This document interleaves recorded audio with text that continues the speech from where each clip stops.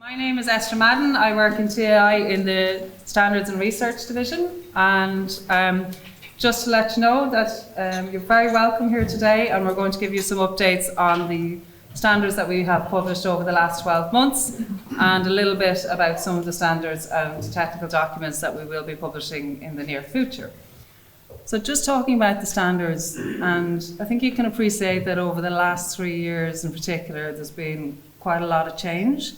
And there are a number of reasons for that. So we have the drivers of change, okay? First and foremost, probably the biggest thing recently is sustainability. Okay? We're all aware of where we are in the world right now and what we need to do to change that. And on top of that, then there are ongoing developments in international standards and EU standards. So it's our job to bring those best practices through to standards and into construction, maintenance and operation of our infrastructure. We also need to comply with the EU regulations, and there are lots of technical developments in materials, products and systems, lots of innovation, lots of new things coming. So again, that's another reason why our standards do change. We also have a lot of research that happens domestically here in Ireland, even within TII, within the EU and internationally, and we try to bring that through into our research documents that are published under the technical stream and into our standards. We have lots of feedback from the national roads projects and in particular our MMARC contractors who look after the maintenance of some of the routes. Obviously then we have our own policy in TII, so there's a lot of development around that, and we have to embed that through in the standards as well.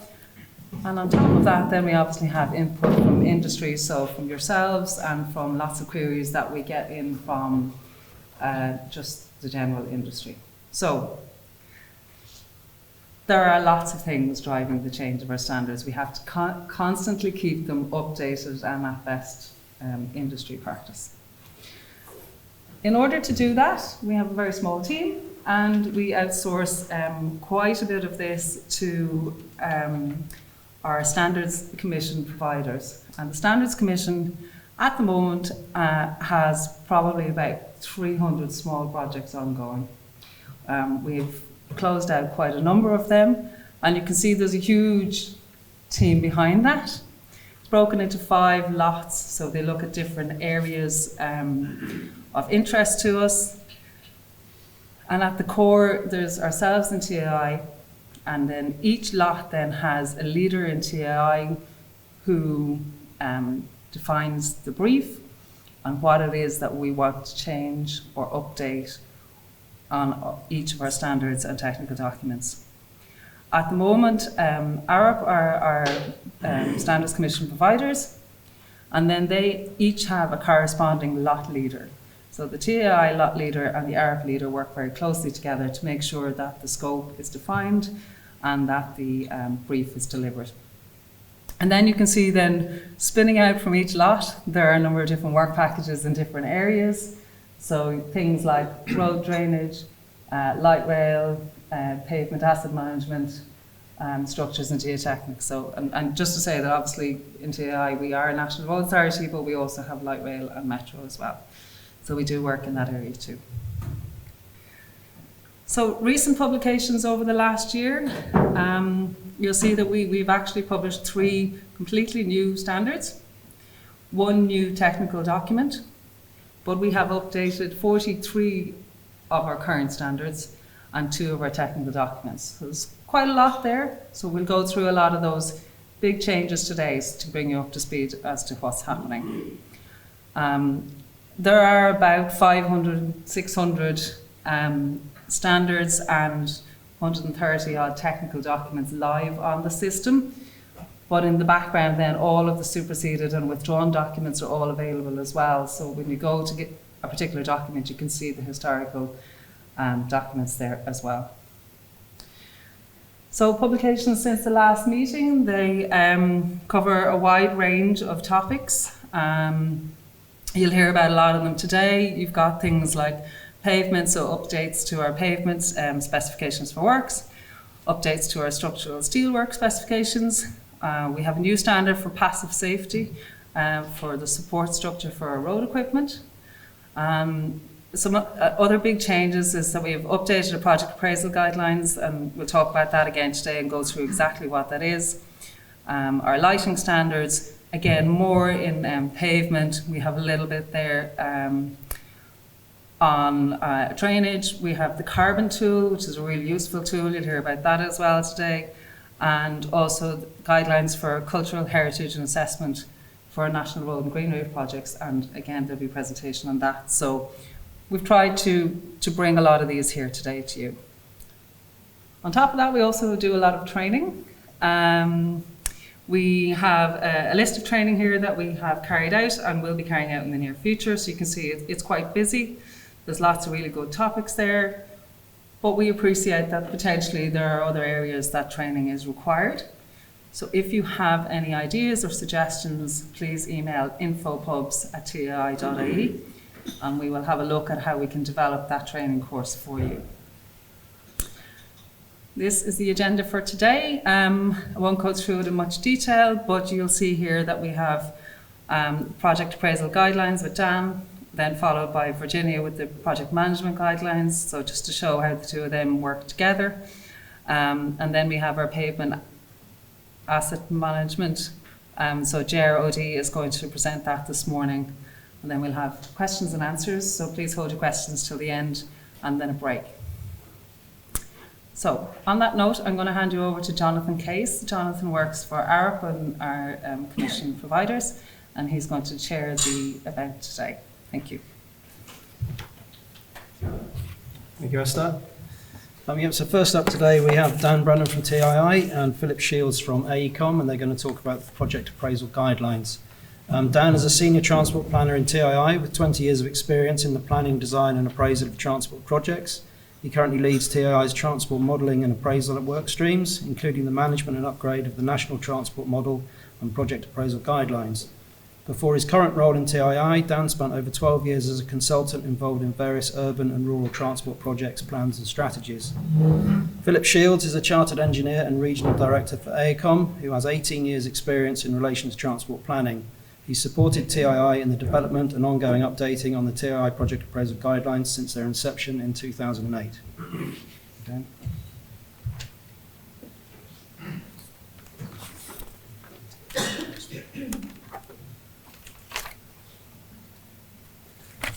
Thanks, Jonathan. Everybody hear me on this okay? Yeah? Grand. Morning to you all. So I'm going to just give a quick overview of the context where we've updated our project appraisal guidelines over the last year, but also in recent years. We know there's been a lot of updates to them. I'll just do some scene setting, first of all, and then Philip will follow up with some more of the details. I'm not going to go into this in detail, but on the policy side, Esther just mentioned the amount of change recently. There's been a huge amount of change in government policy in recent years, and we're all aware of that and the scale of it and how it impacts on national road projects.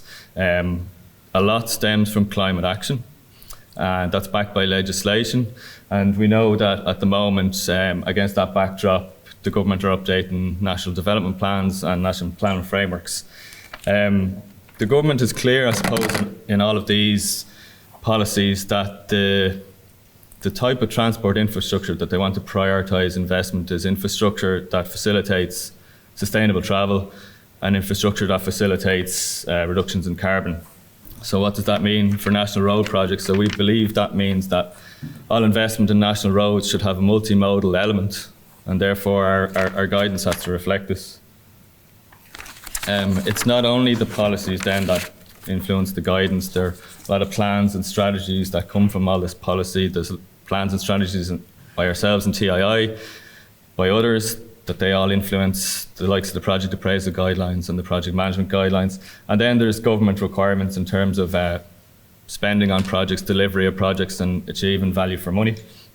There has been a lot of change to these recently as well. There's been multiple circulars and updates from both the Department of Transport and DEPA over the years, and we've had the Department of Transport moving from CAF to TAF now, the Transport Appraisal Framework.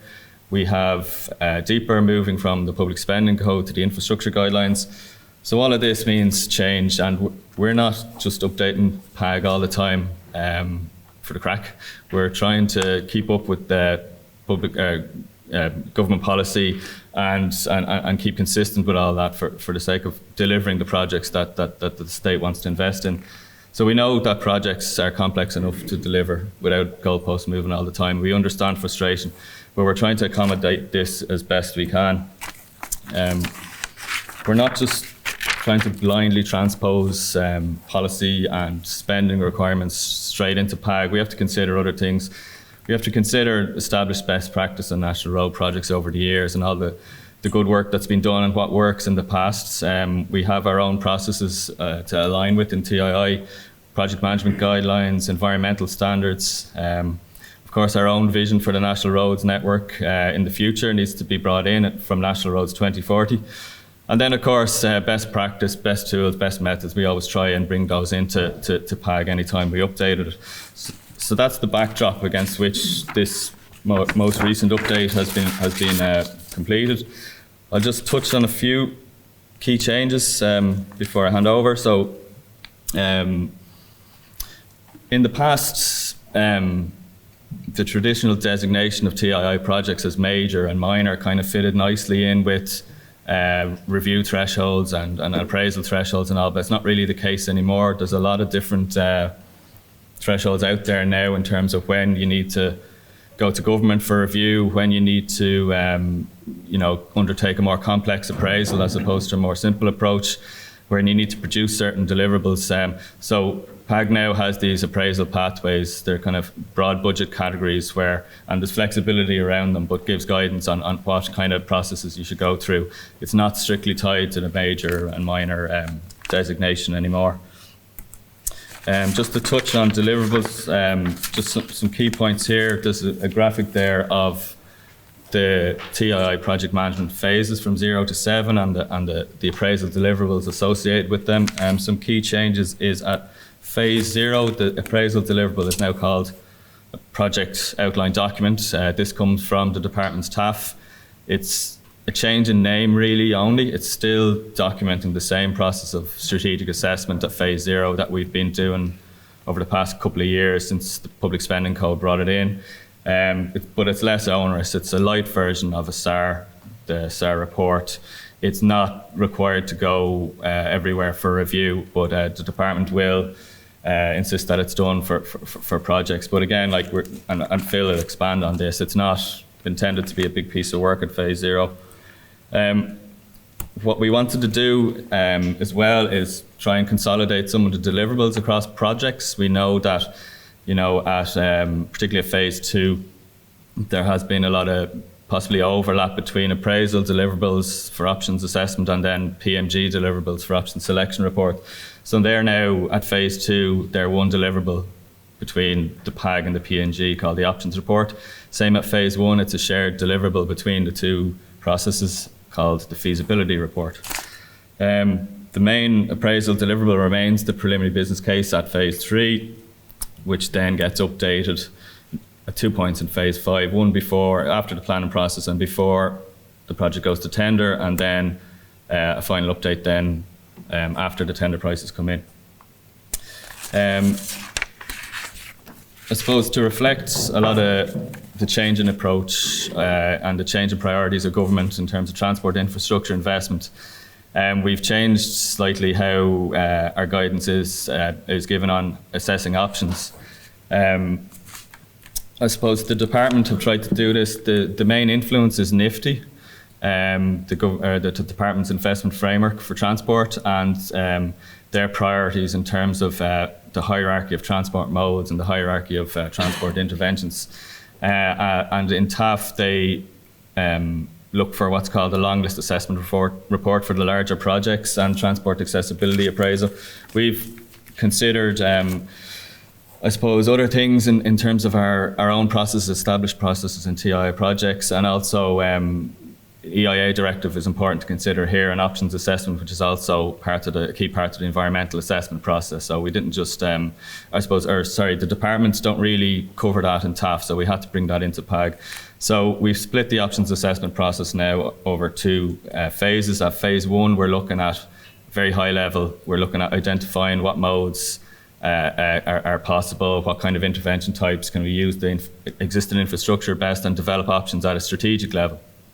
And those options then would be given high level assessment against objectives and for feasibility then before we go into phase 2 and we go into the traditional process where we come up with spiders, webs of routes and things like that, and we have a long list and we bring it through the likes of the trees and the detailed appraisal process.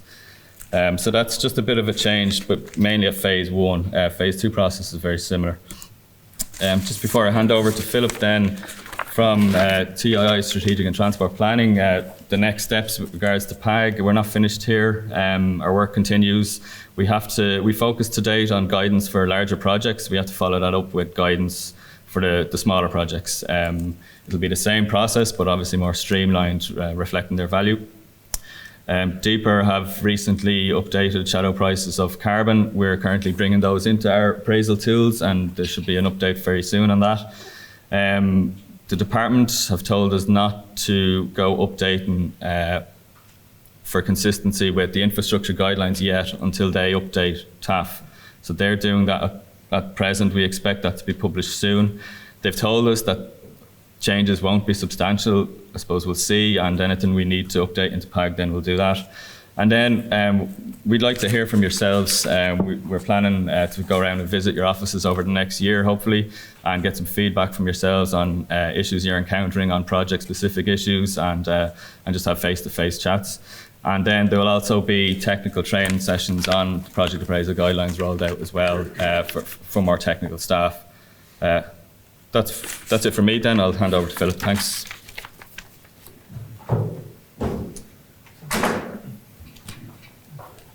Morning, folks. I'm Philip Shields, a Regional Director with AECOM, and I've been involved in project appraisals with many of you and many of your projects over the years, and I've been involved since the project appraisal guidelines were first published in 2008.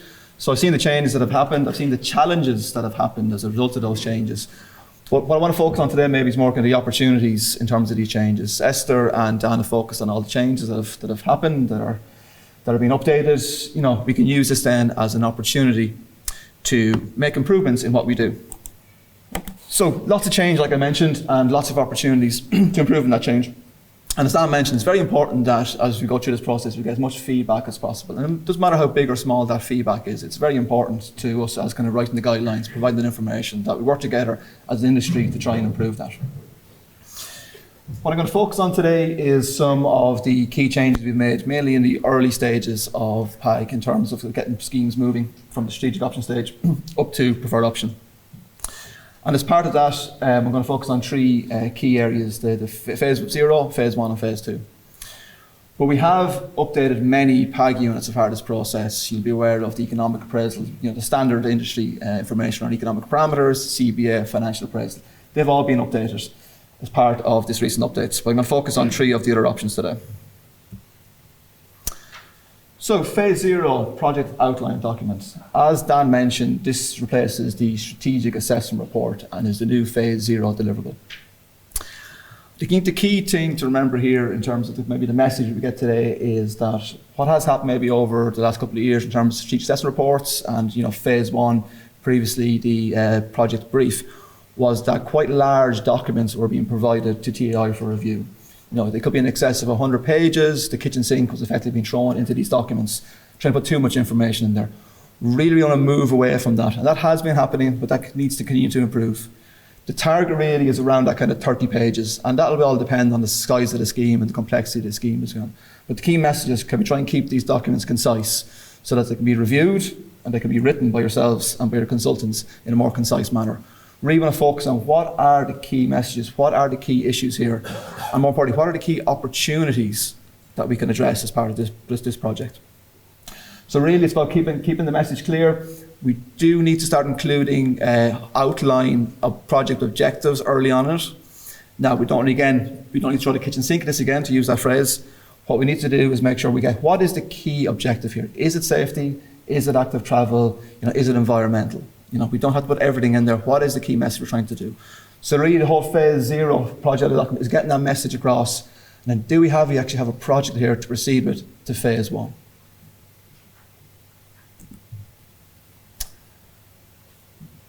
So once we proceed to phase one, we now have the feasibility report.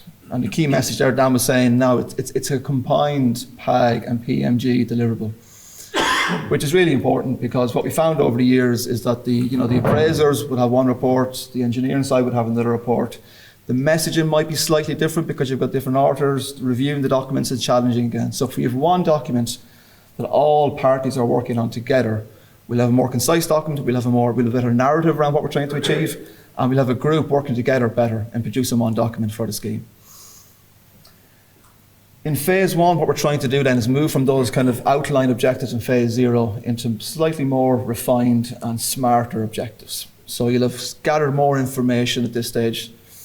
You'll understand your issues better. You can start putting a bit of refinement on your objectives. So what are we trying to achieve? Are they smart? So can we measure them? Are they accurate? Are they timely? We're not just throwing objectives just for the sake of trying to tick boxes and put them all in together.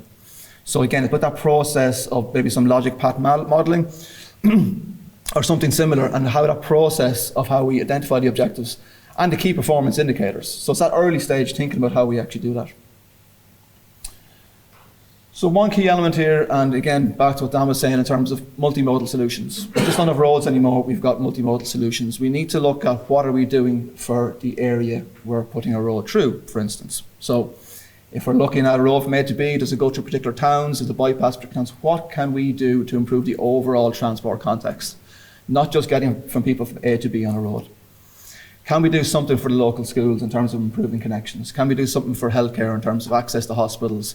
Can we improve access to public transport as part of what we're doing? It's a wider remit, but it's looking at that wider transport context, which we should be doing as practitioners. We're trying to deliver for Ireland in terms of improved safety, in terms of improved efficiency across transport networks. So let's look at all these areas when we're looking at these projects. So to do that, we really need to understand what's happening within that area. So that's the transport context and the baselining. Do we understand the demographics? Do we understand the type of employment we have in the area? What are the characteristics of the people who live in this area? What do they actually need? And there could be work out there done already as part of local transport plans, as part of area-based transport assessments, as part of MTA work on regional models or regional strategies. All that information is good information. We've got great information from the census, from GeoDirectory in terms of, so it's bringing that all information together so we actually understand what are the issues, and again, what are the opportunities for making improvements in this area. That will all lead to the development of what we're calling strategic options. So strategic options are about looking at, okay, what are we trying to do here? Can we deliver a road with public transport, with active travel? Do we have it to the west of the town, the north of the town, the east? Trying to understand that context and then look at those different strategic options, and there could be many of them, against those project objectives. So do the tick the box. Are we actually trying will we achieve what we're trying to achieve by bringing this strategic option forward?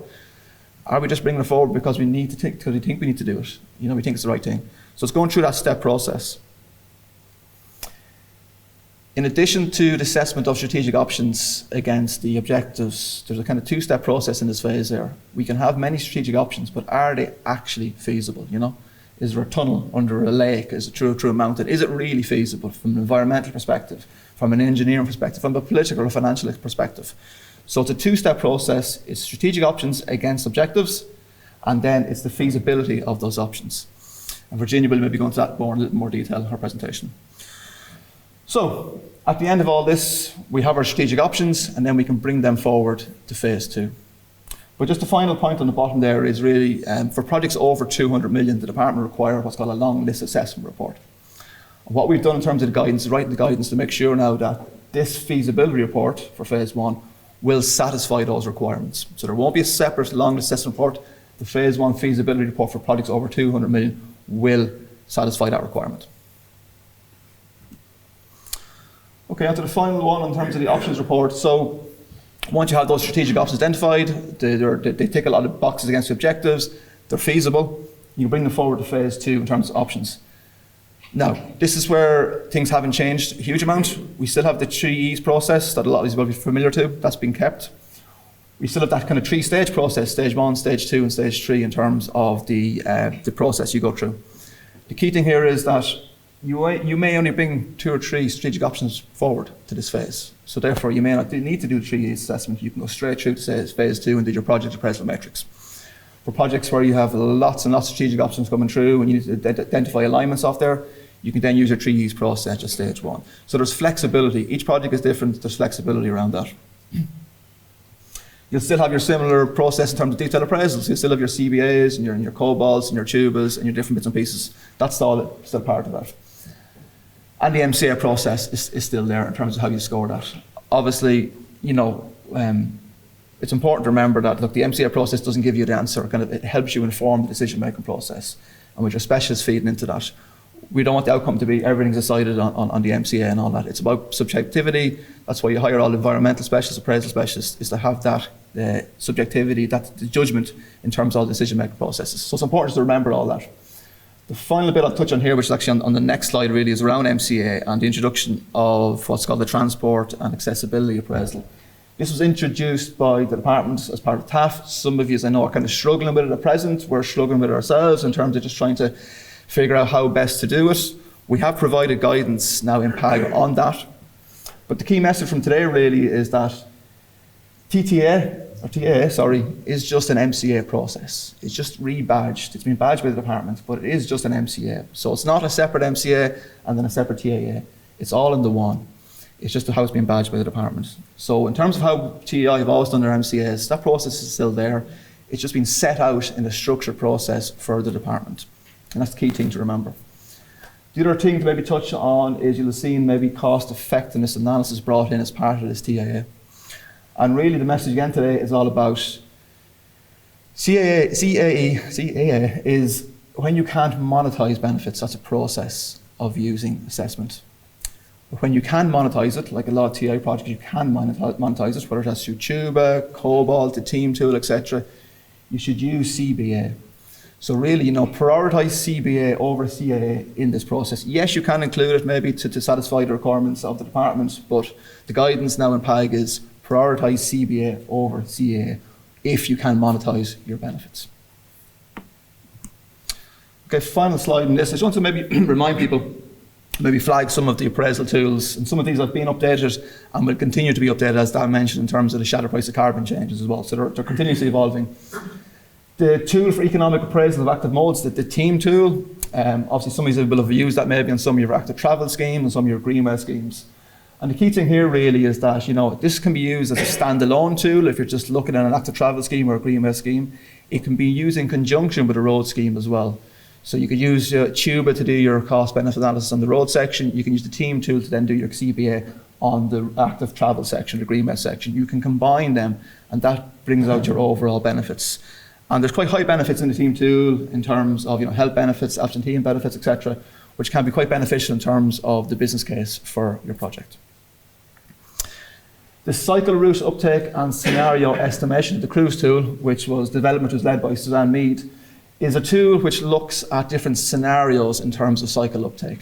So it doesn't predict what the future demand will be, but it will say under X scenario, Y scenario, that demand may increase by 10%, 20%. So what does it actually mean in terms of that road? So it gives you that kind of range of scenarios of potential demand and cycling on different sections of the road network.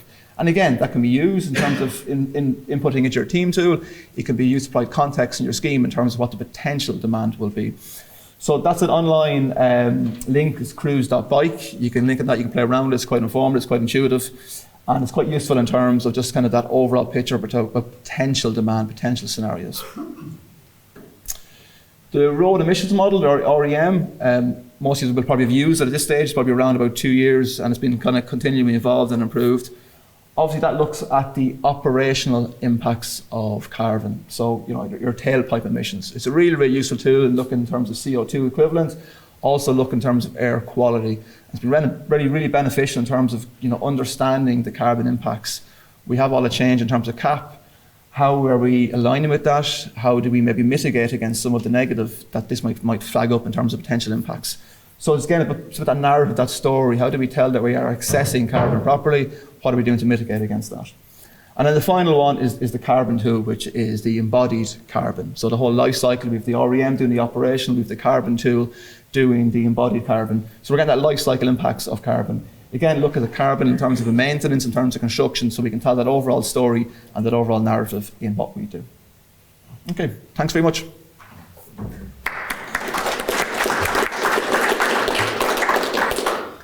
Thanks, Dan. Thanks, Philip. So next up, we have Virginia Kangley, who's going to go through the project management guidelines. Virginia is a chartered engineer with 23 years' experience in the road construction industry. She's currently a TII Senior Engineering Inspector in the West Region, having previously worked in Kildare National Roads Office and 15 years in design consultancy.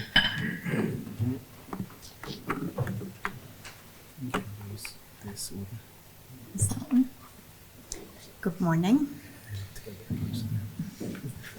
Can everybody hear me? Yeah? Okay. Good morning. Welcome to Athenry. I'm going to talk through some of the PMG updates. Any of you who spend your life watching the TII Publications website, as I'm sure we all do, probably have noticed that there is no update there at the moment. That's because we're currently working on it. But I'm going to talk you through some of the changes anyway and bring in some other points. This is just to go through a small bit of the context and structure of the PMGs and why the guys have touched on this a bit already, but the PMGs are basically TI's mechanism for transposing the Capital Works Management Framework into a document on how we would like projects delivered, but still complying with the Capital Works Management Framework. And they're divided into two. The PAG, which basically transposes all the good public spending code now, infrastructure guidelines, and the TAF, and then the PMGs. And what we've been working on, as the guy said, is trying to make those documents talk to each other a little bit more, make sure there's no inconsistencies. And we've been working very closely with each other internally to get that all working a bit more harmoniously. And there are two major sides to the PMGs, the minors and the majors. Minors being 5 to 20 million. We acknowledge that 20 million now is difficult to achieve schemes, given inflation, given everything, just natural growth in costs of materials and costs of labour. So what I would advise is that you always just keep the liaison going with your senior engineering inspector and with your regional manager on which is the most appropriate path for you to be following. And sometimes it's a slight halfway house between the majors and the minors manual, what's best suited. You can have a small scheme that's relatively, standard form for what we do in TII, but might have a very expensive geotechnical solution, or could have a very expensive bridge that tips it over the 20 million, but it's still kind of not a complex scheme, so it's more appropriate to use the miner's manual. But just bear in mind that there's potential for a little bit of flexibility in that, and speak to your inspector and your regional manager about what's most appropriate for your scheme. There's the phases that we're all very familiar with. I'm not going to talk through them because you all know them.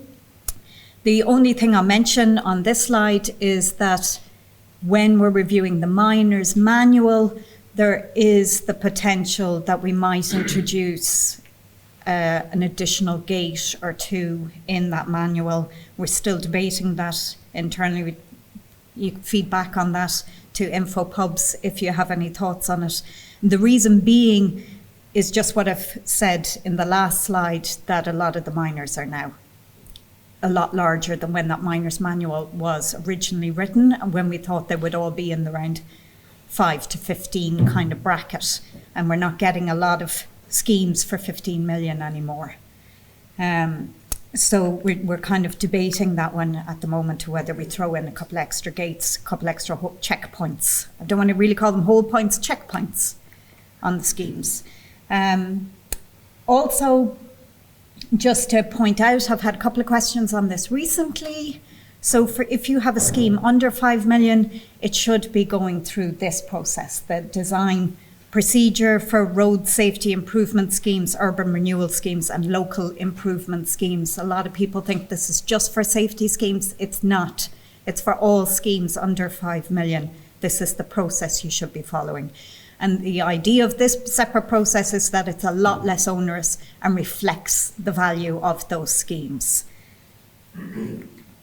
Jen, I just wanted to touch on, there are two really good guidance documents on the TII publication website that really 90% of the questions I would get asked in an average week the answers are in one of these two documents. So there's a huge amount of very useful information in this, in the environmental planning on national roads and guidelines. That's an enormously helpful tool for project managers. And then there's a guide to implementing sustainability for TI projects.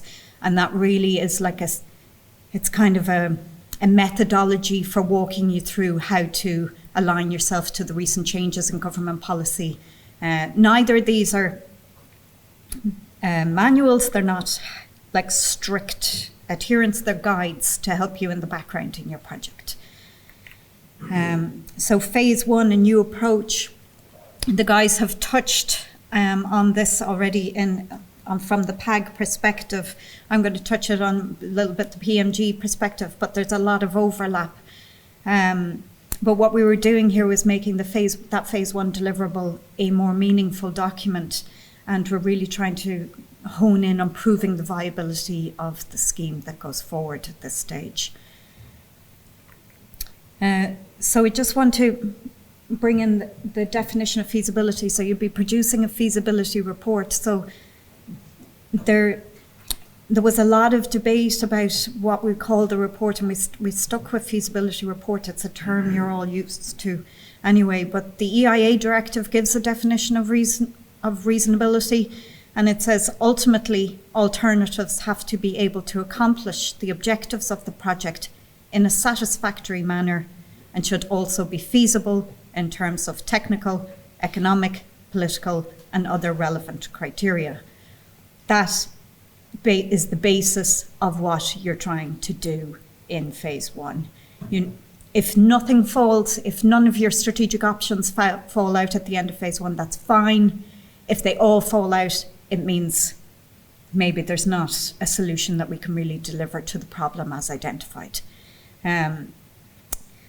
But all the 2 or 3 might fall out, they all might fall out, none might fall out of the process. But it's a high-level review of constraints and a high-level review of their ability to meet the objectives of that scheme. But what this new phase one approach really hones in on is the importance of the objective setting. And it's about this now scoring, or it's not scoring in a one-to-term, it's scoring in a red, amber, green approach against the project objectives.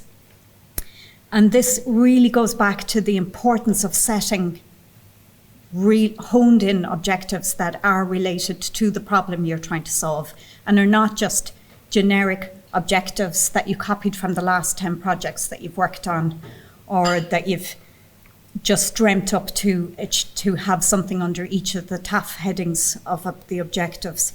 As an example of that, like if you're out doing a safety scheme because you have a particular safety problem on the network, and that is your primary objective, then watering that primary objective down with the potential of 10 environmental objectives, or an objective to improve capacity, which for some reason seems to creep into a lot of schemes unnecessarily, or improve journey times, when that had absolutely nothing to do with the problem you were out there to fix in the first place, which was the safety issue. That has the potential, once you start marking your strategic options against those objectives, that you've ruled out the best solution to the actual problem you were trying to fix, because it didn't score well enough against the objectives that had actually nothing to do with why you were out there in the first place. So the best advice I could give you when you're starting off a project is to try and bullet point your problems and then bullet point the objectives that fix those problems. And after that, put down the TAF criteria and see which one of those objectives, how they align to those, which they slot under those headings. And one objective might slot under 2 of those headings. And you might have one of those headings that there's just not a relevant objective. And that's fine. Don't invent objectives just for the sake of putting an objective against every heading, because you could end up striking out options, the best and potentially the best option to solve the actual problem. So how are we going to do the actual feasibility assessment? We're going to do this against constraints, risks and opportunities for the scheme. So it's intended at phase 1 that the constraints will be done mostly by free data. So windscreen surveys, drive through the area. What do you notice? What's the lie of the land? What's the area look like? Available online mapping resources. There are no end of free mapping resources available online from different government departments and from ourselves. County development plan. I find that this is an extremely untapped resource in finding out what's going on and what's planned for the future of that area. Census data, an amazing source of information. There's a lot of TI data, online mapping data that you can use. And then, again, as always, talk to your regional manager or your engineering inspector. There is the potential, if you're worried about some discrete location, you could do a small survey, small traffic survey. They tend to be able to knock out a small traffic survey for about $5,000. And discrete area to see, have you got any showstoppers that you in the area? What we're going to be giving a lot more guidance on in this update of the PMGs, we're all very familiar with the constraints and we tend to hone in on that, and it's something we're comfortable with. But I also want you to look at the risks and start developing your risk register. And this is not to rule out options, but it's to be aware of the risk of the strategic options that you're currently looking at this phase. So it's identification of environmentally protected sites, and what, not just saying, oh, I have an SAC there, I have an SPA there, but what is the actual qualifying interest of that site? And how relevant is that to the strategic option that you're looking at? And what are the SSCOs, for those not familiar with that? That's the site-specific conservation objectives. And that can be very relevant to whether you're actually going to have an impact on that SAC or you're not going to have an impact on that SAC. So it's just identifying the risks. It's not ruling options out because of those risks. Some risks are manageable and mitigatable, some are not. Known archaeology and potential for contamination, these are things we're familiar with. The more new area is examples for opportunities. I really want you to be looking at these more in phase 1 as the opportunities that the scheme can deliver for the local area. And what you're talking about here is the potential for transport hub inclusion. That's for greater mode share, parking at off-road bus locations, use of quiet roads for active travel, provision of enhanced linkages between residential areas, education areas, and also, given where we are with the Climate Action Bill, you really, at phase 1, need you to start thinking about your carbon reduction opportunities and your carbon minimisation opportunities and what kind of strategic options would align to that. We've mentioned several times already that we have worked very hard together internally, going through the PMGs and the PAGs together, eliminating unnecessary reports. You'll already be aware that the project brief at phase 1 vanished over a year ago, more. So we are doing, and we're combining reports now with these latest updates. We are doing our best on our side to reduce the burden on what has to be delivered by the project managers and by the teams, but we also need you to work back with us on the burden of what's been put out to stakeholders, put into TII, and put out to our biggest stakeholders, which is the general public, in not having overly burdensome documents. A 1 kilometre scheme does not need a 500-page report at phase 1, just doesn't. So just some examples up there on how you can reduce your word count and what you can do. Use tables wherever possible. instead of pages and pages of text. Watch out for repetition between specialists. We see this all the time, that the geotechnical people, the environmental specialists, and there, a long list of environmental specialists, that everybody starts off by giving the same introduction to the scheme and the same introduction to the study area. Why?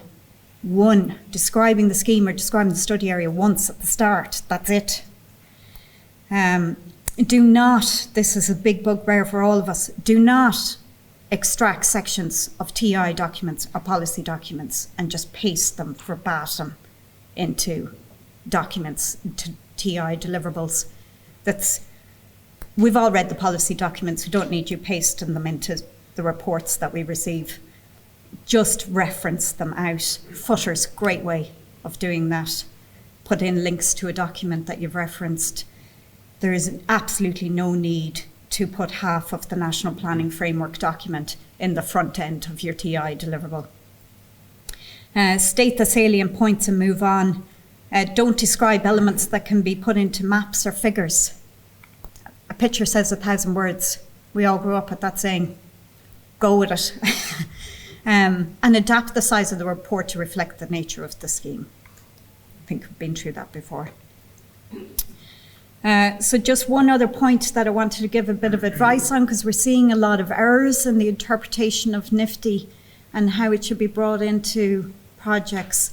So this is just a small bit of advice on the use of the modal hierarchy. So the way it's kind of been dealt with at the moment in a lot of projects where we're seeing the errors creeping in and then the reports are going back out to you, is that it's been done in a will enhancements to active travel fix the problem? And if it won't, then we drop all active travel solutions and move on to the next. Will rail fix the problem? No, it won't. Forget about it. Move on to the next. Will public transport fix it? No, it won't. Forget about it. This is the wrong approach. That's not how you're supposed to be using NIFTY. How NIFTY was designed to be used was what proportion of the problem can be addressed by active travel enhancements. And then once you've addressed that proportion of the problem, what proportion of the elements can be fixed and move down through your modal hierarchy. And that's how you get your multimodal solution at the end. It's not active travel doesn't fix the entire problem, so I'm just going to drop it. You still need it in. What proportion can be addressed by public transport? That's about looking at the potential for transport hubs. That's looking at the potential of how close your strategic option goes to current bus locations or current locations where people are trying to get to, and would that attract a change in mode share? And move down through it. And then the new road is only for what's left over at the end. It's your last resort, not your first resort. So that's just a small bit on that. Then apart from that, within the PMGs, we're changing the name of SAR to POD, obviously. We're fixing a couple of little errors that have creeped in over the years. These things happen. Don't know how they got in there. If anybody knows of any more, please let me know before we finish the update. I'd love to fix them all, find them all. We're trying to ensure common use of language between the PAGs and the PMGs to make life easier again for yourselves and make sure that there's no potential for misinterpretation between the documents. In phase 2 then, the guys have really gone into that. I'm not going to go into it in a lot of detail. It's still the 3-stage process that you used to. Starts off with the 3 E's. The 3 E's are potentially optional in phase 2, because if you're only bringing 4 or 5 options into phase 2 out of phase 1, there's not a need to refine them down. You can generally bring 4 options the whole way through the phase 2 assessment. And it's a combined PMG PAG deliverable, again, because we're trying to reduce the level of repetition required. And then finally, I just want to say, so we could really do with your feedback on the PMGs. Anything that you're finding within the document that's not working for you, anything that you find ambiguous or that you'd like greater explanation on or training on, anything at all, feedback, I'll be here for the next while. You can feel free to come up to me today and talk to me and give me feedback, or in the Q&A session just now, or send emails into infopubs@tii.ie at any time, and they'll get directed to me, and we'll try and address your concerns within the next update of the PMG. But now is your time, while we're doing this update, to get what you want out of these documents so that we can deliver our projects. Thank you.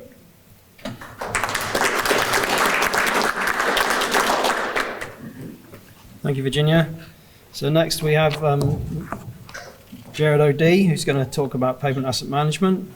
Gerard is a chartered civil engineer, graduating from the University of Galway in 2011. He has 13 years experience in engineering, design and consultancy, major road planning, asset management and pavement condition assessment. He joined TII Network Management in 2022 as a senior engineer in asset management, having previously worked in the private sector with Arup and PMS Limited. He currently leads an active travel asset management team, along with responsibilities for delivering a pavement renewals programme on the high-speed pavement network.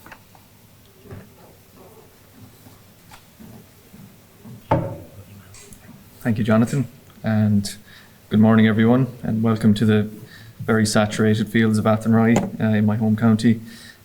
So today I'm just going to give you a quick overview of TII Network Management's approach to pavement asset management, and also more generally Transport Infrastructure Ireland's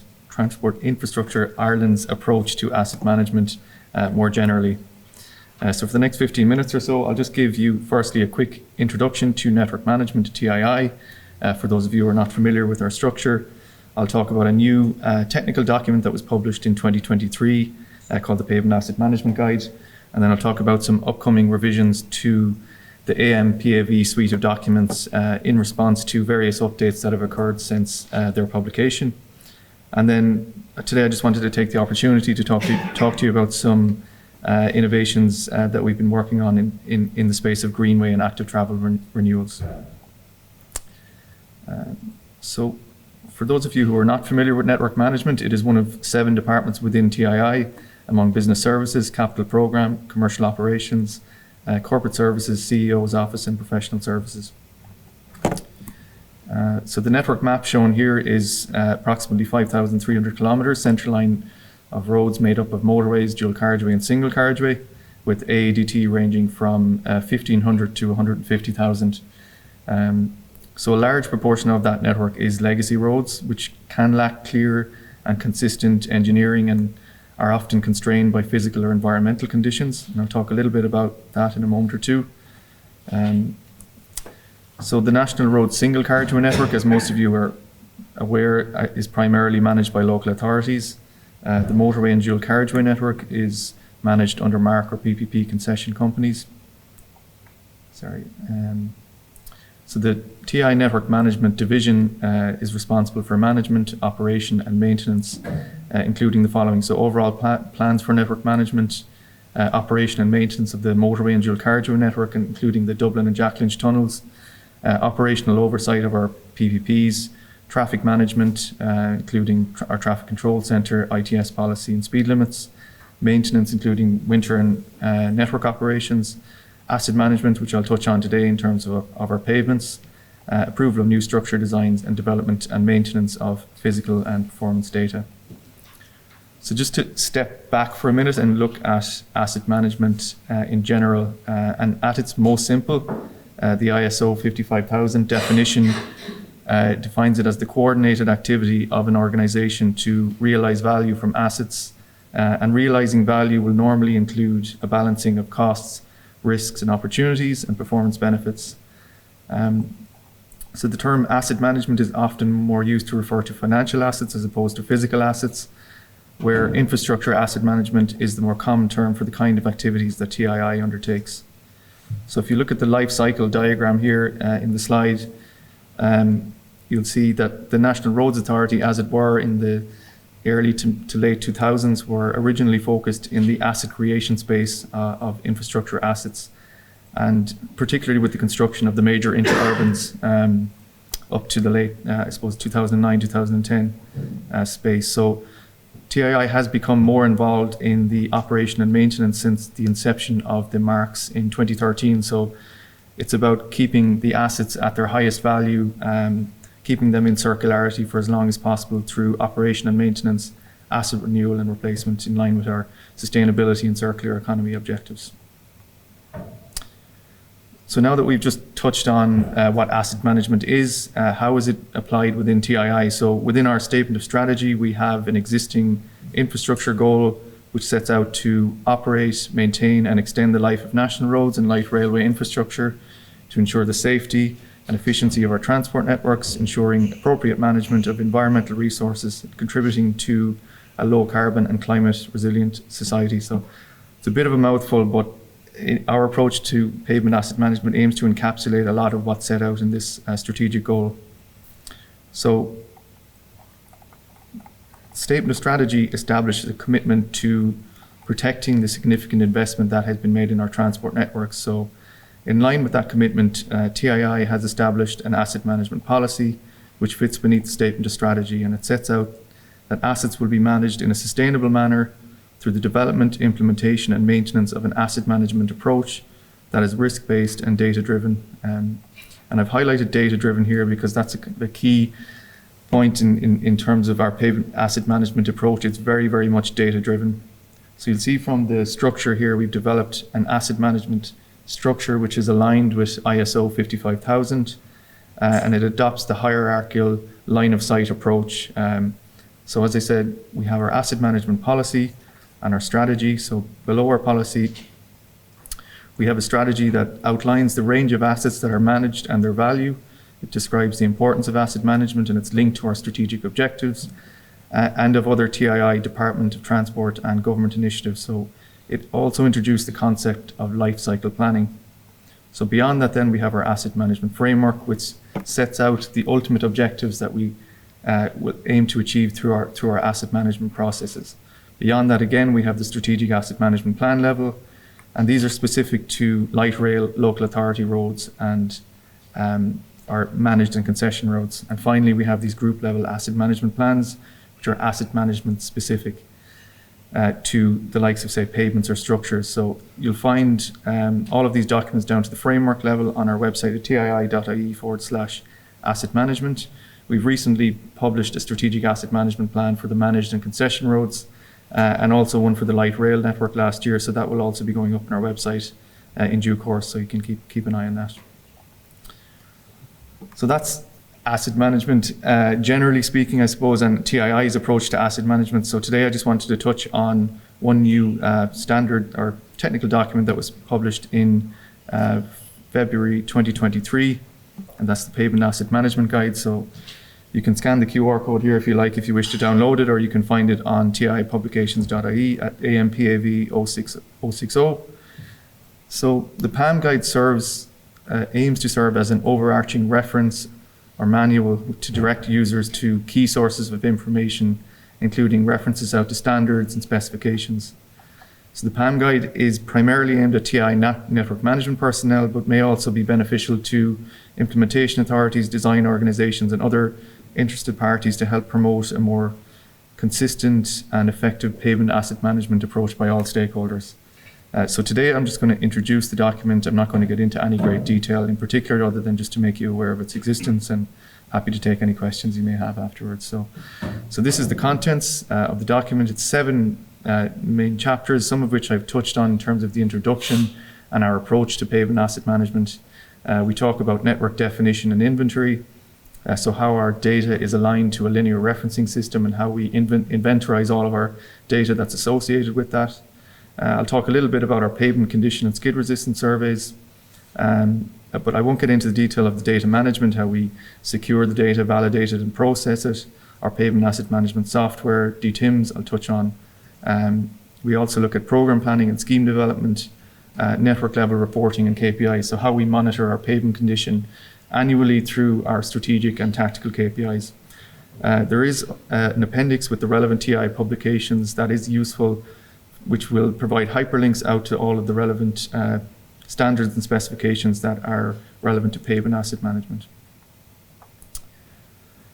So as I said, TII is responsible for a full suite of network assets. However, the pavement assets are the most fundamental element of the national road network when you look at it from a gross replacement cost point of view. Our pavements are predominantly made of layers of flexible and flexible composite materials that are designed to be strong enough to support the loads over their lifespan for 20 to 40 years.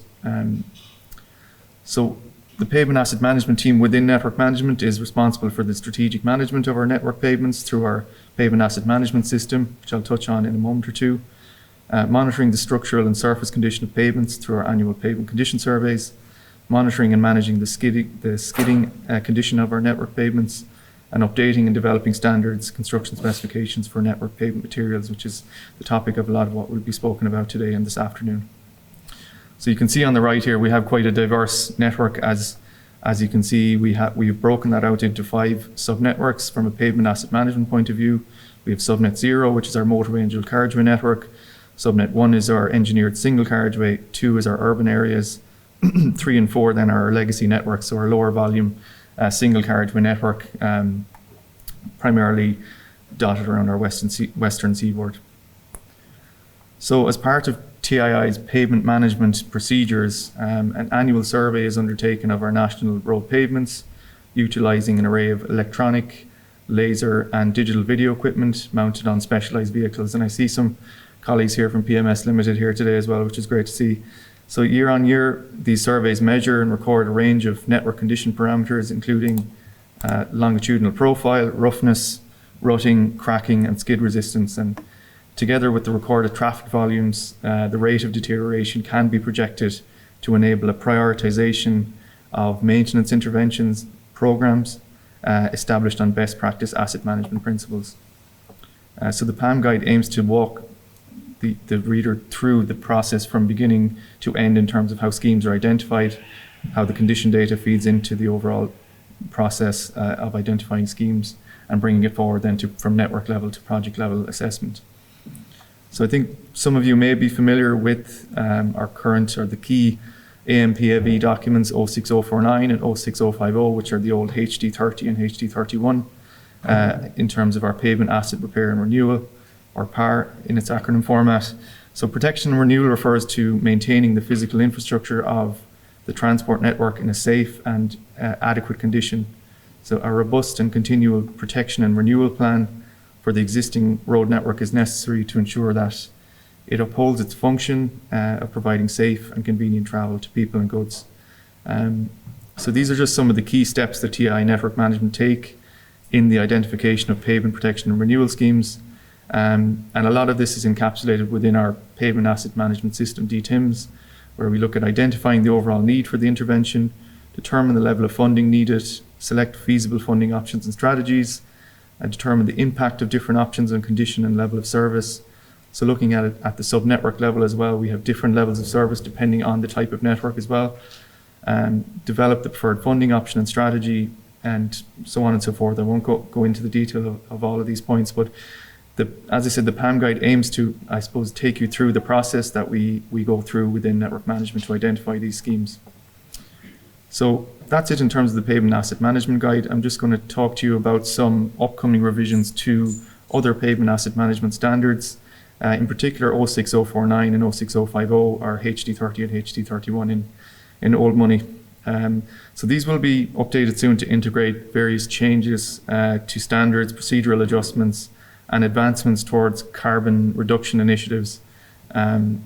Multiple updates have been made to both TII and non-TII standards since these documents were published, so we have a bit of catch-up work to update all of the references that are within these documents. So just to talk about the pavement asset management system for a moment, it's a sophisticated system that ensures TII's pavement management and renewal activities are planned and managed optimally.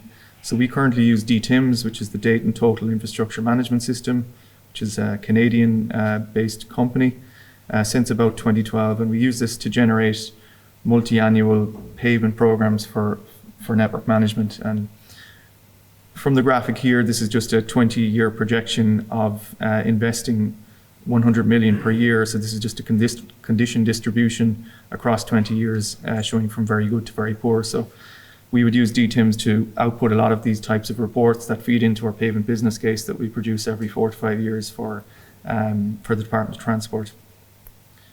So while that's an established system and process, we're now looking at integrating this DTIMs with the environmental management system module.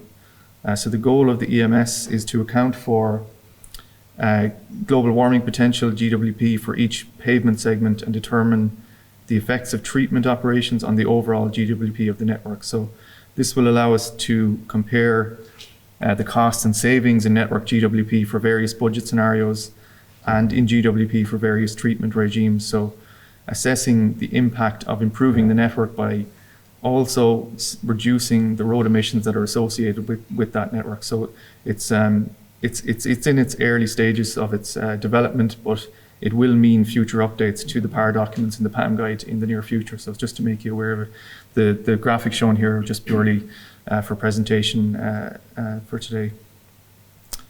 So just to touch on the IAPDM, the DNPAV 03021, and I won't get into any great detail because I know there's presentations on this later on, but it's just to make you aware that there will be updates to our AMPAV documents in response to IAPDM. So to include guidance on how to report the findings of IAPDM, include extended strip map reporting, and also to align with defect descriptions. I think Eddie will be talking about that, talking about IAPDM in the afternoon. So, and just to mention as well, in terms of our falling weight deflectometer standards, I think most of you will be aware of this test method. It's the most common method used for non-destructive deflection testing of road pavements in Ireland.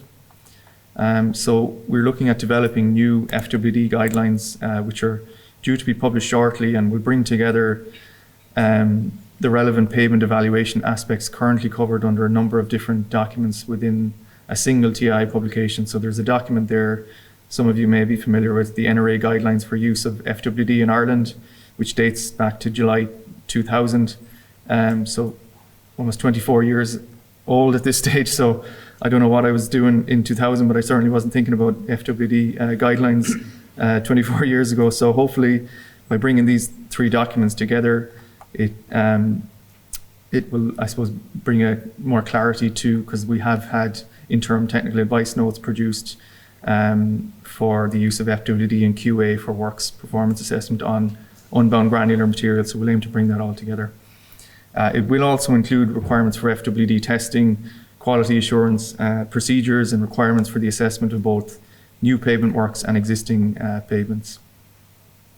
So just finally, in terms of the updates, I think many of you will be familiar with the MapRoad asset management system. It has been in place for a number of years now through and developed by the RMO. So it's a collaborative tool used by local authority engineers when implementing pavement schemes. So it can provide accurate as-built information on the composition of constructed pavement. So you may have seen circulars issued over the last couple of years. The introduction of the MapRoad system for data capture and its impact on the PAR process is detailed in TI Circular 072022 and TI 022024. So these aim to outline how the MapRoad system is integrated into the existing PAR process, because to date, or up until about the end of 2022, it was only used on the regional and local road network. We're now looking to capture all of our national road paving projects through MapRoad. We've also rolled that out to active travel projects now as well in the most recent circular.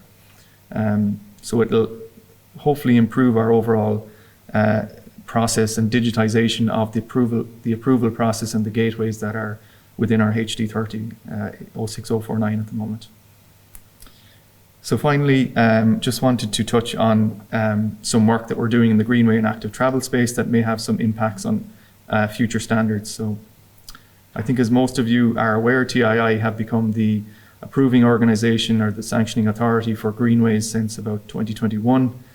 We currently do not have any official remit in the space of asset management or maintenance currently with greenways, but we do recognise the challenges that this infrastructure can pose for local authorities. So the NIFTY framework, which was touched on in most of the presentations this morning, outlines priorities for investment out to 2040 and identifies both active travel and maintenance of existing infrastructure as being at the top of the intervention hierarchy. So in 2023, our team in network management submitted a business case for an asset management approach to be adopted for active travel infrastructure with a separate dedicated maintenance and renewal budget.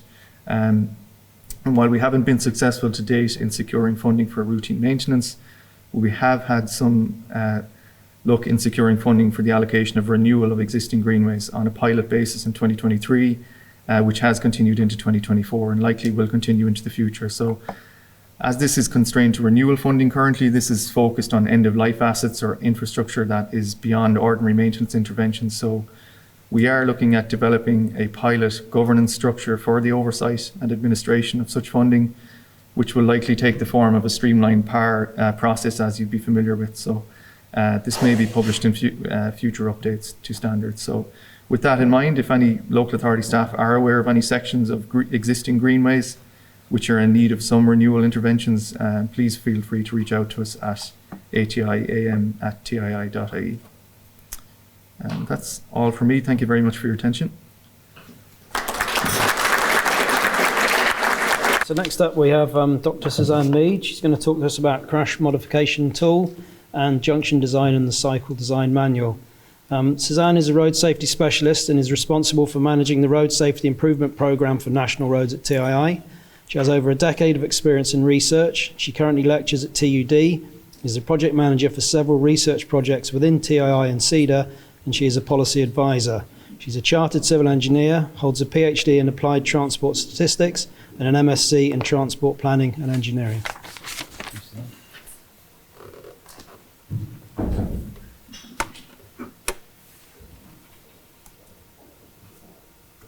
Okay, good morning, everybody. So the first presentation I'm going to give is the introduction of the TII Collision Modification CMF tool.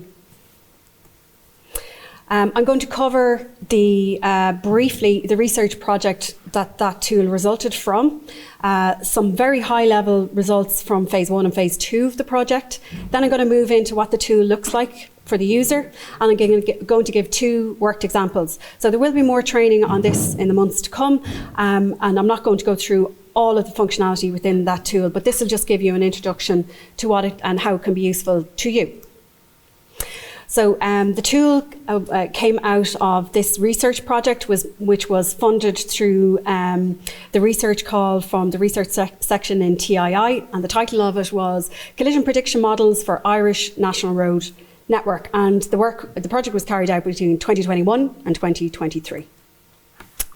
So it was a joint initiative between TRL, which are based in the UK and responsible for a lot of this type of work over the last many, many years, and ARAP, and that's just an idea of the types of people who were involved in the project. So the aim of the project was to determine if there was a statistical modelling technique that can be practically applied in the context of national roads in Ireland. An objective is to develop an accident prediction model, which we achieved that. I'm not going to go into that today, just the results of it. The other objective was to produce crash modification factors, CMFs, to reflect safety performance of safety measures in Ireland. So we don't really have those at the moment. So for those of you who work in this area in road safety will know that TII recommends that one of the ways that you develop your business cases for road safety schemes when looking for funding is to use CMFs. So the project was run over a number of years, and it had a number of tasks in order to get to the end result. So what I'm looking at today is task 6, which is guidance and tools. There's the deliverables from this project. There's a phase 1 and a phase 2 report going into how all the statistics and the analysis was done, and they're available from the TRL website and from the TII website, and there's a link to that at the end of the presentation. So the models we were able to produce. We were able to produce models for motorways, dual carriageways, single carriageways, and our legacy network. We found generally that reducing the number or improving the safety of minor junctions and access points reduced collision risks on single carriageway roads. So that would be something that would be known, but actually quantifying it in the Irish context wasn't known heretofore. Dual carriageways, again, something that we would be aware of. Increasing the proportion of median barriers decreases the risk of per segment. So in urban environments, for example, we might not always have that. Pavement condition is important to ensure that the skid resistance, the surface texture meets the defined minimum thresholds within TII. So we found, again, this is something that, pavement engineers and in general we would know that that is a safety factor for all of our networks, but again, not quantified in an Irish context. Again, the model form that came out of the models, the various models that I discussed are in this general form. I'm not going to go into that today. There's a full paper on this, was presented at the TRA conference last week, the week before last. It was presented by Nathan Harpham of TRL. So again, that paper will be available if you're interested from the TII website. So now taking a look at the tool itself, resulting from Task 6. So this part of the research project was led by ARP in Ireland. So in order to develop this and understand what people might need, they did an online survey with safety engineers to gather opinions and views on what Transport Infrastructure Ireland's collision reduction calculator would look like and what they would need. Then the second part of that, workshops were held with local authorities and regional road safety engineers to facilitate a more detailed discussion about needs and what the tools and the functionality tools and how they would use it ultimately. So here is just a flow diagram just describing the process flow of how we got to the end product.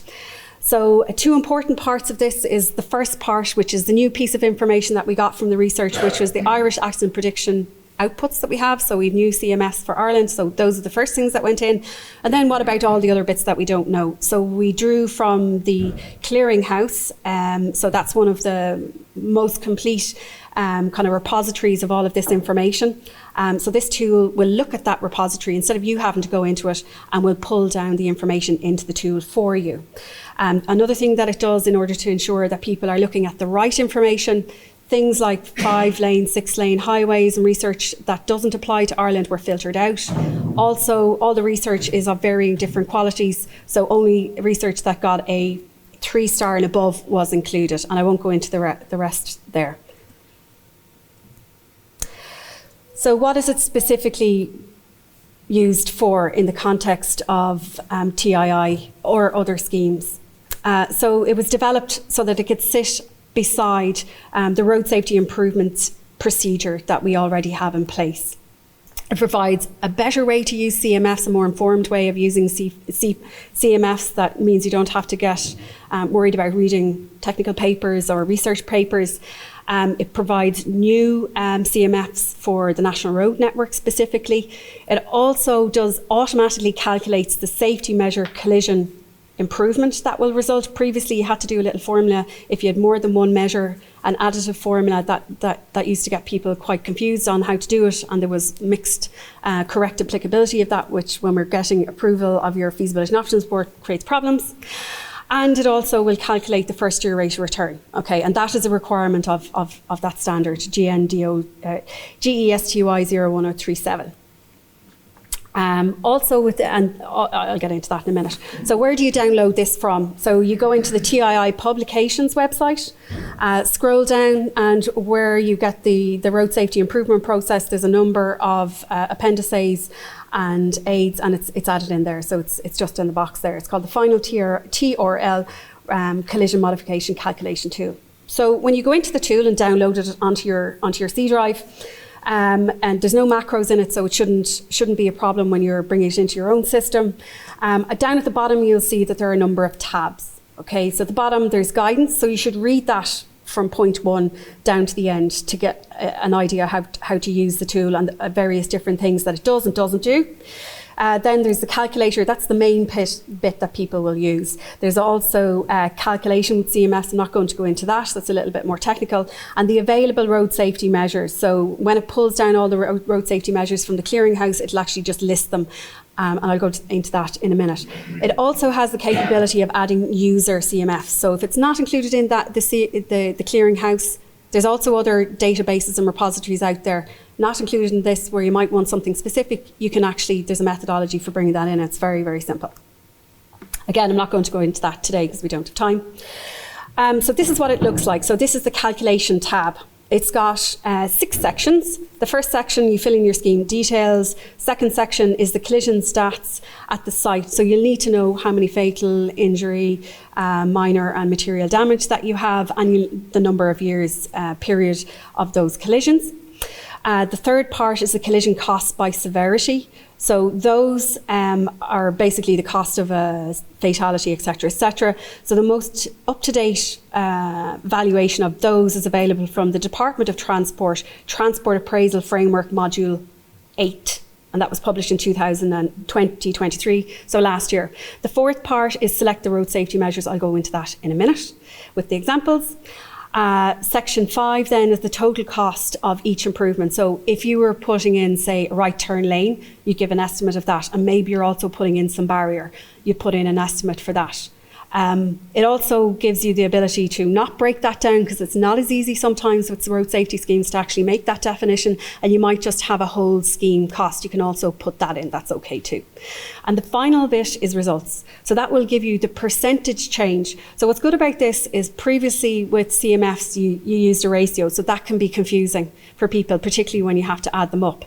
So this just does it in terms of percentage that it will reduce it by, and also gives in the first year or per year, it tells you how many collisions it estimates that it will actually take out of your site or the network that you're looking at. And it will also give you the first year rate of return. So you don't have to do that manually anymore. You can use this and just screenshot that and put it into your report, or write it up if you wish. Okay, so just a little, this is what it would look like. You put in your scheme details. There's a tab in there for selecting the road type. So you're either working on a motorway, a dual carriageway, a single carriageway, or a legacy piece of road, maybe like parts of the N59, for example. Then you put in the collision stats that you have and the number and the number of years. In the available, if you want to take a look at what measures you might want to use, they're categorised. So first of all, you need to pick whether you're using the Irish collision modification factors or you're using some other category, and they're broadly categorised: speed management, for example, pedestrians, or on-street car parking. So you'd select the broad type, and then the individual ones under that category, you'd select whatever those are. Okay. You can also go into the bottom tab, and you can go as available road safety measures and interrogate that separately, just to get an idea what ones you're going to use in the first instance. As I said, in the guidance you can add other ones, but I'm not going to go into that today. So 2 worked examples. The first one is a single carriageway road, and we've decided that the safety improvement required there is to close 2 minor junctions. Okay, the collisions there over the 3 years are 2 fatal, 1 serious, 3 minor, and 9 material damage only. And its estimated cost, these are just made up costs, 330,000 including VAT. So that's how you would set it up. You'd go to the Irish collision modification factors and select that. And it goes in by degrees, so you'll be able to scroll down, close 1, close 2, close 3, close 4, etc. In this case, we're just going to close 2, which would be a feat in itself, just to get that agreed at the local level. And that's how you fill it in, and the cost, you can see it there.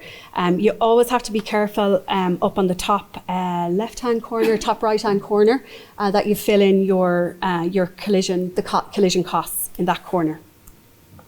Okay.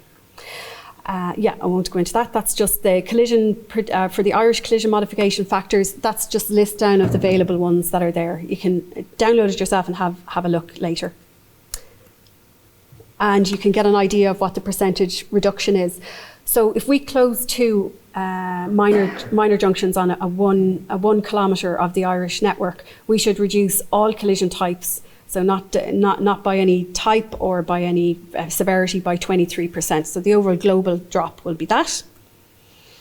And then the next part then is it will turn out results for you. So doing that measure, we can see every year we will take out 1.2 collisions per year along that 1 kilometre stretch of road. And the first year rate of return is 140, which is very healthy.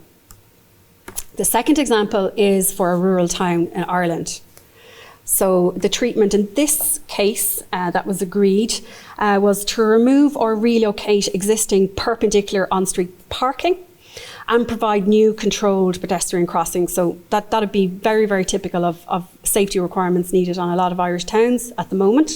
The collisions again over 5 years, 2 fatal, 1 serious, 3 minor and 9 material damage. Prelim costs 400,000. So we can see from the results there that we would save 1.3 collisions per year, and there's a first year rate of return of 140% or 104%. So what this also allows you to do is if you come to planning and say, for example, the removal of parking or the relocation of parking off street doesn't get passed as part of Part 8 or Section 38, you just can't get it agreed. It means that you can go back and take a look at what the safety saving would now be as a result. So it's a much more evidence and data-led approach to kind of assessing the merits of road safety schemes. So again, you could have several more, you could have traffic management thrown in here as well, so the various different elements. So that is a good way of communicating maybe to elected members as well, and breaking it down and making it very black and white, and it kind of will help with maybe anecdotal kind of arguments. Right, so in summary, we have a new way to predict collision outcomes available, a new CMF tool available to those working in the space. There's also a full paper to describe this research, the outcomes, the impacts of it, available to read if you're so inclined. And also, if you want to look further into the modelling elements of that, it's quite detailed in terms of the data that was used and the methodology and everything like that. They're available from TII website, but also from the TRL publications as well, easily findable. So thank you. So I'm going to go to my thank you. So I'm going to go to the second one. So how am I doing? I'm grand. So this one is about junction design and cycle design and the cycling design manual. So in this, I'm not going to go through the cycling design manual. Previously, Brian has gone through some of the problems, with getting departures through that they see quite regularly. So what this focuses in on is some of the designs that come in and some of the problems that we repeatedly see that just are not safe. Okay, and kind of what's missing. So these are generic examples that I'm going to give, and we just see them over and over and over and over again, and we don't seem to be getting any better at kind of dealing with them. Okay, so I'm going to look at an example, roundabouts. That's a frequent one that comes up, and how to treat them and what goes on with them. T-junctions, transitions, and the last one then is an example of a signalised junction. So all of these are to do with adding active travel onto existing networks, so retrofitting. So very, very relevant to what's going on at the moment, rather than brand new greenfield type developments. So roundabouts with respect to active travel retrofit. So I'm going to roll back a little bit before we add any active travel. So first of all, to think about is how's it operating in the first instance in terms of safety. Looking at cycle design manual and options, there are a lot of options for dealing with roundabouts in the cycle design manual. As I said, some problems that we commonly see coming across through departures within TII and discussions with local authorities and others. All of this is coming back to operating within safe limits. So the junction that you're retrofitting into something, it can't be less safe than when you start it. And this comes back to the TII statement of strategy. So TII is responsible for a safe and efficient network. So if we see designs coming in that are going to denigrate that, then they won't be approved or accepted at departure stage for TII. So these are a lot of things that cause problems. So there's a lot of information out there. September last year, the Cycling Design Manual was published. They also have another advice document called Roundabout Retrofit. So that's guidance with loads of drawings on how to deal with awkward junctions that are already there, dealing with things like constrained space, dealing with non-standard kind of layouts and things like that, and how to resolve them. A lot of information there. There's a whole section on roundabouts within the cycling design manual. So I'm going to not be talking about the design manual kind of in a paint by numbers situation. I'm just going to go back to basics about the user. Okay, so one of the things that always comes up is, the recommendation for nearly all of the roundabouts within cycling design manuals to go down to 1 lane. Okay, so just for that should capacity-wise be fine for about 25,000 ADT.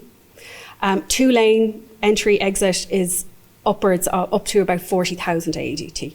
Okay, so in a 1 lane entry exit roundabout that has no active travel on it, it's got 8 conflict points. So they're places where you have to make a decision, and if you make a mistake, that's probably where you're going to end up having a collision on the roundabout. If we've got a 2 lane entry exit and circulatory carriageway, which a lot of them are, then there's about 24 collision points. So that's before you put in any active travel. Okay, so that's what you're dealing with. And that's if you've nothing else going on, they're standard and everything like that. Okay, and operating safely, that's what it is. Okay, so then if you go to add uncontrolled pedestrian crossings, you're adding a further 8 conflict points. That's illustration of the drawing on the left. So what happens if you then add cycle routes or you add shared facilities?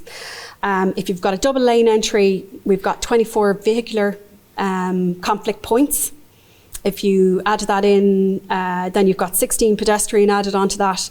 And then depending on what way you do the cycling design, it's plus. That's a lot of conflict points for all users to be concentrated on a roundabout. And it's no wonder that, for vulnerable road users, roundabouts are difficult in terms of collisions. They're a source of collisions.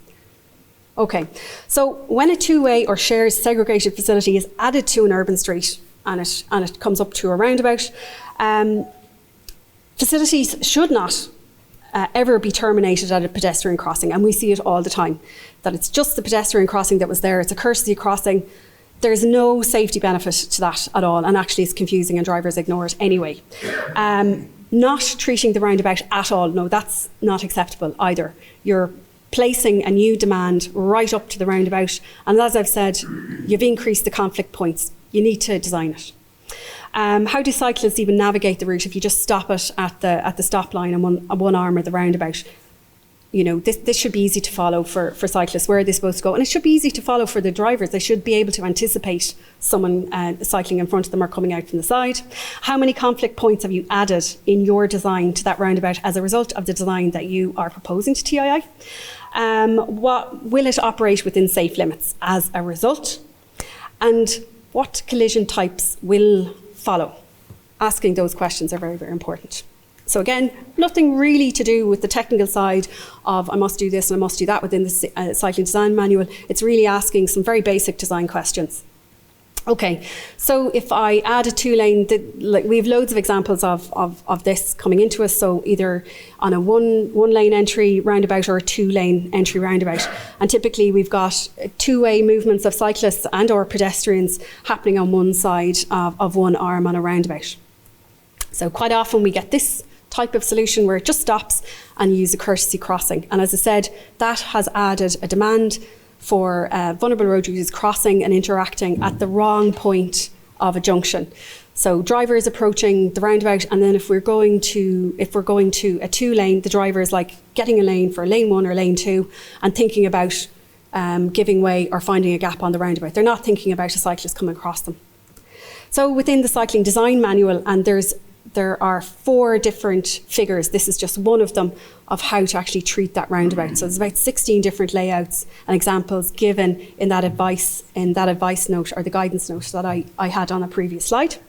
So what is exactly going to happen? So this is what happens when the cyclist is just travelling with traffic. And just some questions for you. So the driver's approaching, the cyclist merging from the left by design here. So they're going to merge into the left turn lane and then also the right turning lane and the straight ahead lane. So what that actually does in design terms, it is actually creates a weaving conflict. You've actually designed a merge. You would never design this for a vehicle. You would not put in a slip road like this. okay? Cyclists are at high risk of a vehicular conflict. And yet this is how we are ending some of the cyclist designs that we see getting in. And does the cycle route end here? Like, I mean, is it supposed to end here? Is it supposed to connect into something else? Are there plans for something else further on? You need to get them past the roundabout, the conflict point, onto whatever the next leg of the route is. And not forget to treat the roundabout. Otherwise, you're going to add this in. So a few things about this that are even without that conflict happening. If they're coming in at this point, do they have enough room for drivers to give them, under the rules of the road, the 1 kilometre or the 1 metre or 1.5 metre clearance all the way around the roundabout? Probably not. The other thing to remember about the user is, in this arrangement, the user has to look behind them to actually safely accept a gap. I mean, again, we know that if we designed a slip road like that, that's going to lead to collisions. It's the same with this. So what way should it look like? Rural high-speed roundabout, this is one layout that is in the cycling design manual. So you can see that they're all segregated. So the conflict points are taken out of the roundabout and out of the way of the drivers trying to make decisions as they navigate the roundabout. In a low-speed urban environment, and the one rural, the cyclists do not have priority. So priority is still with the drivers, but the conflict points have been taken out. So you had 8 or 24 to start with, you'll still have 8 or 24 ending up with that, okay, not adding them. In a low-speed urban environment, yes, the cyclist in most situations should have priority and designed as so. And again, those layouts are in the cycling design manual and they're mandatory for anything 60 and under. It's no different than what's in the TII guidelines for rural. So this is what's in our standard for geometric design of junctions, priority junctions, direct access, etc. And this is the guidance that we give. So if you have an off-road, two-way or one-way cycling lane, it should be dealt with like this. So you carry it through the roundabout and don't forget about dealing with it at the roundabout. Otherwise, you're just putting them into and adding conflict points to vulnerable road users and they will come off the worst. T-junctions, adding an active travel route. Again, we see this time and time and time again, more so than the roundabout one. This is a common one. So ending a cycle facility or shared facility here, actually just dropping it at the T-junction or at the side road. So again, going back to conflict analysis and looking at how does that junction operate as it is. You can see there's about 9 conflict points at any kind of priority junction like this.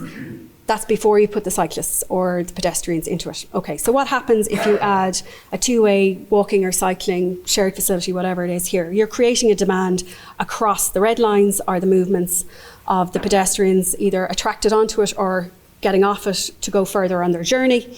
And it's right across. One thing it'll do, so it creates conflicts on the approach to the stop line on the minor part of the road. It creates a permanent crossing demand to and from the facility at a conflict point, already a conflict point on a network. So that's what it does. So this is before this is just 2D on paper, looking at like first principles, traffic engineering. Then if I start looking at it in 3D in terms of intervisibility of the users, what happens there? Again, another thing that usually gets dropped and not looked at when design reports come in. And also it requires cyclists, again, as I showed in my previous slide, the cyclists to look over and back behind their shoulder. In this case, you'll have to watch for oncoming vehicles to get across the road and also look behind for oncoming vehicles and in front of you. So 3 things you have to do, okay, if it's designed like that and left like that. Okay, so in an urban environment, what are you supposed to do?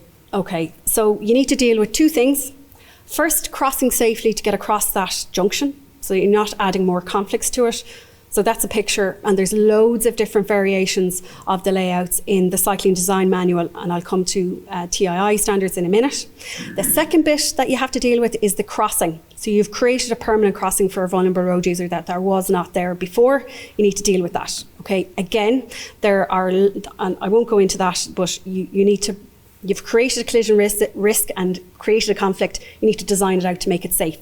So if there are crossings added either inadvertently or deliberately on any network, it needs to be clear to everyone that it is a crossing, that it looks like a crossing to all users, to be fair to the road user and to be fair to the vulnerable road user. The road user being the vehicular user, sorry. Okay, and then what does it look like? Very, very similar. I know there's bend out and bend in versions of this in the thing, but just for illustration purposes, it's pretty much the same thing for a minor road crossing in a rural environment. And again, I'll come to these in a minute. So in terms of a crossing in a rural high-speed road, creating that crossing does require quite a lot of design. Okay, so it has to be obvious to the driver approaching it that there is a crossing. They do not have priority here, they still have to yield, but instead of looking over their shoulder, they're at right angles to the road and can look to the left and look to the right to find a gap. Okay, and that's what this is doing. So again, you can't just put in the crossing and someone just kind of go across it. You also you'll notice that there are jug handles there, and that's to bring the cyclists at to slow them down and bring them at a nice right angles to make a clear decision on when it's safe to join the network. Okay, so there's a few versions of those crossings for active travel crossings on high-speed roads added to our suite of standard construction details, and they're there. So if you haven't looked at those before, take a look at them. They do require quite a lot of design, and there are signs associated with it, so there's a cost associated with them, etc., etc. So do bear that in mind if you are doing active travel design. There's more than just putting in a segregated cycling facility. Again, it doesn't really matter if TII is the standard that you need to apply or if it's the CDM. The picture on the left there is of the Crow manual, and they're all saying pretty much the same thing. Okay, and how to deal with vulnerable road users. Okay, a little bit on transitions. So these, the way they're described, are described as vertical and horizontal transitions, etc., etc. They're actually designing an emerge. Okay, so if you've been doing traffic engineering, it's the same principles that apply. It's just that one is vehicular traffic, the other is a vulnerable road user. It's a cyclist, okay, cyclist.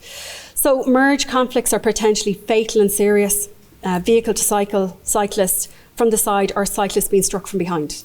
That's the collision scenario that you're trying to take out. And also you've created a new conflict point onto the network that you didn't have before. So you make sure that's safe. The other thing to question is it from a one-way or a two-way facility? The solution for the crossing, or what you're going to do, or the merge, depends on that. So are you attracting people onto it from an opposing direction? You have to cross traffic, etc. like that. Always ask yourself the question then, do I need a crossing to complete this? Also, is it realistic as a designer for you to design something where a cyclist has to look behind them? No, is the answer to that one. Okay, this is also from our design standards as well, the use of jog handles. So merging from an angle and merging from a side and cyclists looking from behind them, that is a collision risk. That is a conflict they are adding into the system. We recommend jog handles like this. So again, that might not be obvious. You're just thinking about offsetting a piece of infrastructure and retrofitting it in. These need a little bit of space and planning, and where they can go in safely with visibility lines and all that kind of stuff.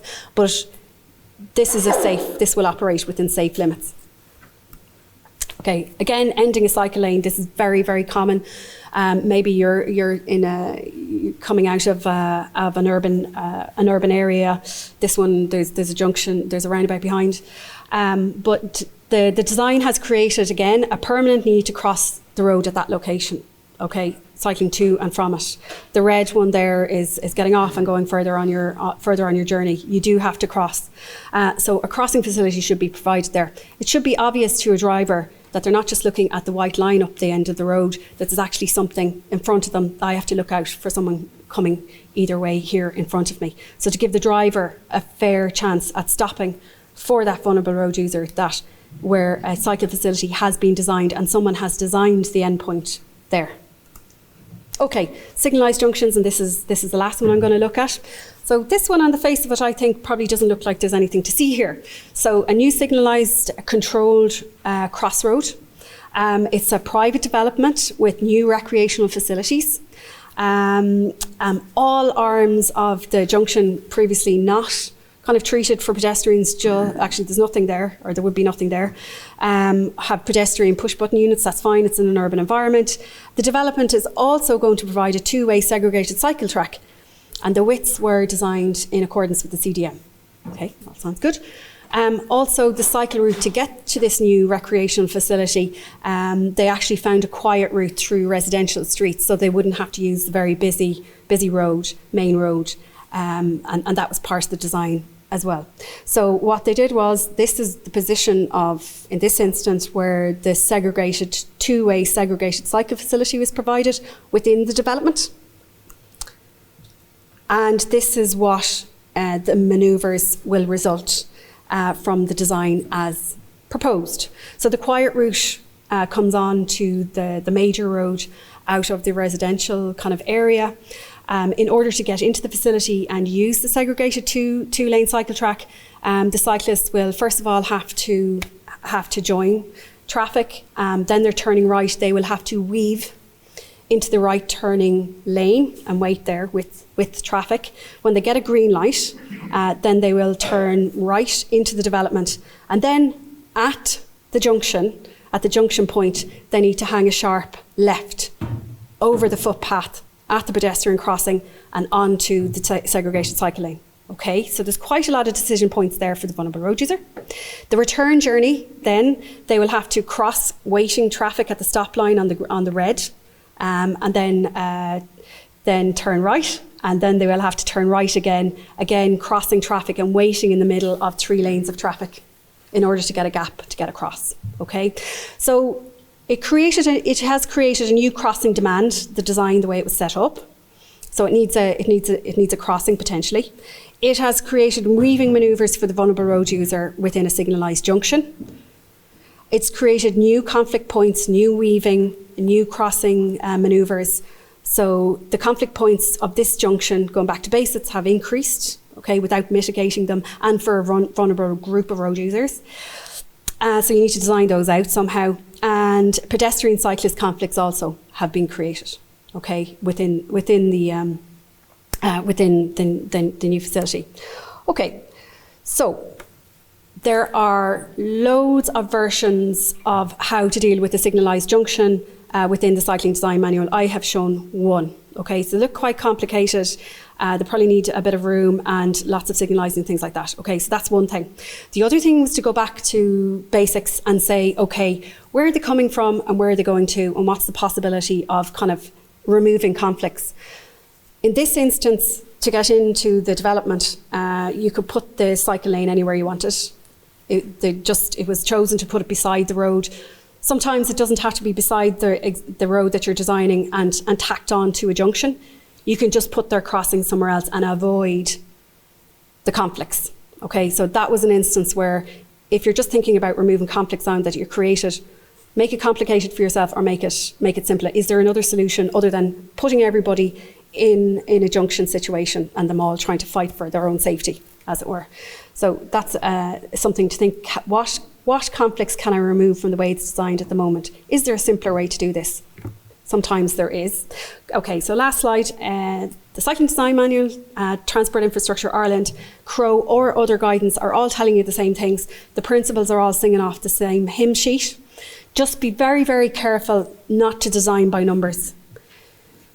You have to think about the user, how they will use it, and the safety outcome. I'll talk about safety outcome because the numbers of vulnerable road users in terms of statistics and the proportion is going up. Okay, they're not coming down. Okay, they're on the rise. Design to operate within safe limits. Okay, prevent or mitigate conflicts. Have you created more than you started with? And avoid ambiguous layouts. Okay, so it's not clear to the drivers who are using the road and not clear to pedestrians or cyclists that A, there's a crossing there or what you're supposed to do. Make it obvious. Okay, put in the pieces of infrastructure that say what's happening and say it like it's on the tin. Obvious to all users. And also ask yourself another question. Can a child cycle using it independently? Okay, the example that I gave, the last example of the signalised crossroad was actually for a school. Okay, no way I would let my child use that to cycle, not an ocean. Okay, thanks very much. Thanks for your time.